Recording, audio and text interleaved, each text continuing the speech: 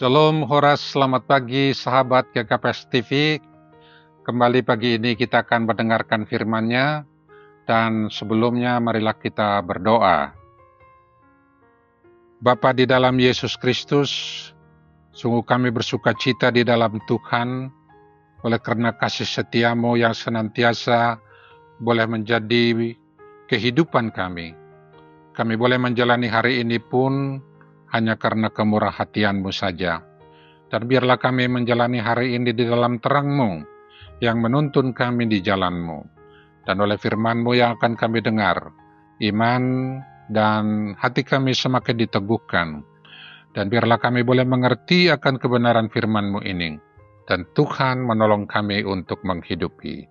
Dalam nama-Mu yang kudus, ya Yesus, kami berdoa. Amin.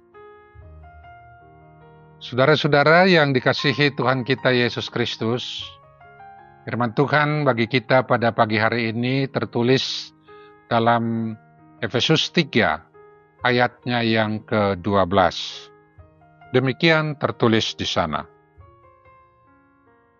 Di dalam Dia kita beroleh keberanian dan jalan masuk kepada Allah dengan penuh kepercayaan oleh iman kita kepadanya. Amin. Saudara-saudara yang dikasihi Tuhan Yesus Kristus, firman Tuhan yang kita baca ini dapat juga kita katakan adalah penegasan akan pesan firman yang juga sudah dikatakan Yesus ketika Dia dalam masa pelayanannya hidup di dunia ini, yaitu yang tertulis dalam Yohanes 14 ayat 6. Di sana dikatakan, "Akulah jalan dan kebenaran dan hidup. Tidak ada seorang pun yang datang kepada Bapa kalau tidak melalui Aku." Aku di sini menunjuk kepada diri Yesus Kristus sendiri. Jadi tegasnya, hanya lewat diri Yesuslah kita berkenan kepada Bapa oleh iman kita kepadanya, dan menjadikan kita memperoleh pengampunan dosa dan keselamatan. Atau di dalam Dialah kita telah diperdamaikan dengan Bapa, yang tadinya menjadi seteru oleh karena dosa kita, tetapi sekarang lewat pengampunan di kayu salib, kita telah diperdamaikan dengannya. Pengertian inilah saudara-saudara yang kemudian ditegaskan oleh Rasul Paulus, yang bukan saja dapat diterima oleh bangsa Israel, tetapi bagi seluruh bangsa di bumi ini. Dari firman Tuhan yang kita baca tadi, ada frasa kalimat yang menyatakan jalan masuk kepada Allah, atau frasa memperoleh keberanian. Kedua frasa ini berarti di dalam Yesus ada kepastian bagi kita untuk layak diterima Bapa di hadapannya. Atau dengan kata lain, sesuatu yang tidak perlu lagi kita ragukan, yaitu oleh iman kepada Yesus Kristus, kita semua telah layak mengambil bagian menjadi anak-anak Allah dan pewaris kerajaan-Nya. Lingkup kasih karunia ini tidak lagi hanya ditujukan kepada bangsa Yahudi, tetapi kepada semua bangsa-bangsa di dunia ini. Di mana pada waktu itu, Rasul Paulus oleh kasih karunia Allah dipakai sebagai pemberita Injil kepada mereka, yaitu mereka yang ada di luar bangsa Yahudi. Seperti yang dikatakan dalam ayat 6 sampai ayatnya yang ke-7. Di sana disebutkan, yaitu bahwa orang-orang bukan Yahudi, karena berita Injil, turut menjadi ahli waris dan anggota-anggota tubuh, dan peserta dalam janji yang diberikan dalam Kristus Yesus. Dari Injil itu, aku telah menjadi pelayannya menurut pemberian kasih karunia Allah yang dianugerahkan kepadaku sesuai dengan pengerjaan kuasanya. Kepadaku yang paling hina di antara segala orang kudus telah dianugerahkan kasih karunia ini untuk memberitakan kepada orang-orang bukan Yahudi kekayaan Kristus yang tidak terduga itu. Karena itu saudara-saudara, dari nats bacaan kita tadi, baiklah kita juga menerima beberapa pesan yang menjadi peneguh iman kita. Yang pertama saudara-saudara, bahwa di dalam Yesus Kristuslah satu-satunya jalan keselamatan kepada setiap orang yang percaya kepadanya oleh kasih karunia Tuhan kepada kita. Tidak terkecuali apapun yang menjadi identitas budaya, ras, bahasa, atau bangsa kita. Kasih karunia ini diperuntukkan bagi setiap orang yang berkenan menerimanya di seluruh bumi ini. Yang kedua, saudara-saudara, ketika kita telah mengimani dan menerima Yesus Kristus sebagai Tuhan dan Juru Selamat kita, baiklah kita tetap teguh di dalam iman yang demikian di sepanjang hidup kita, kendati apapun yang menjadi taruhannya.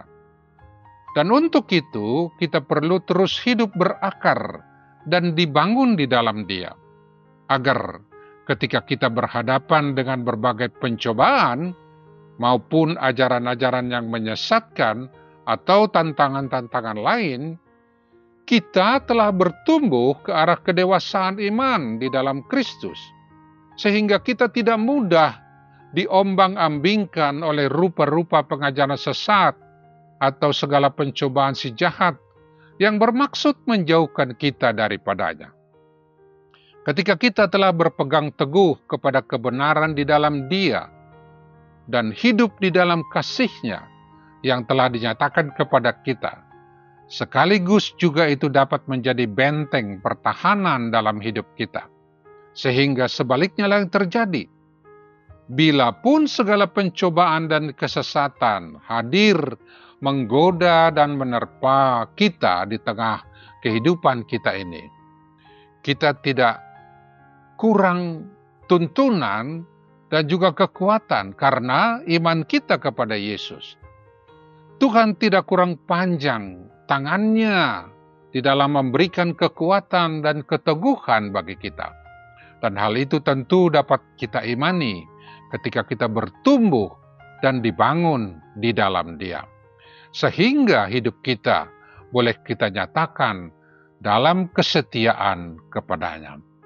Karena itu saudara-saudara, sekali lagi, biarlah lewat firman ini, kita sebagai anak-anak Tuhan terus hidup di dalam Dia, bertumbuh di dalam Dia, dan menjalani firman-Nya dalam kehidupan kita. Terpujilah nama Tuhan kita, Yesus Kristus. Amin. Mari kita berdoa.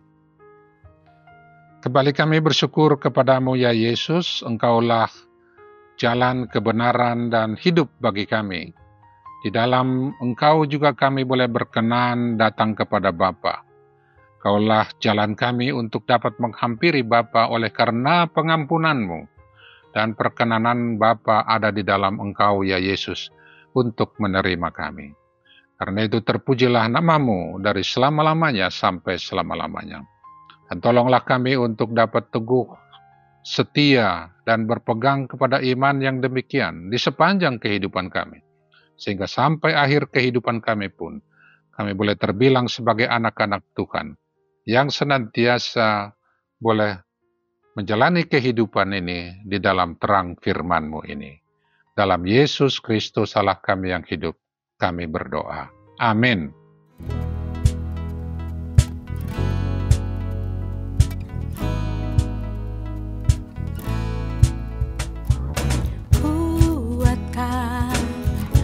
Dan teguhkan hatimu, jangan takut dan tawar hati, sebab Tuhan besertamu. Kuatkan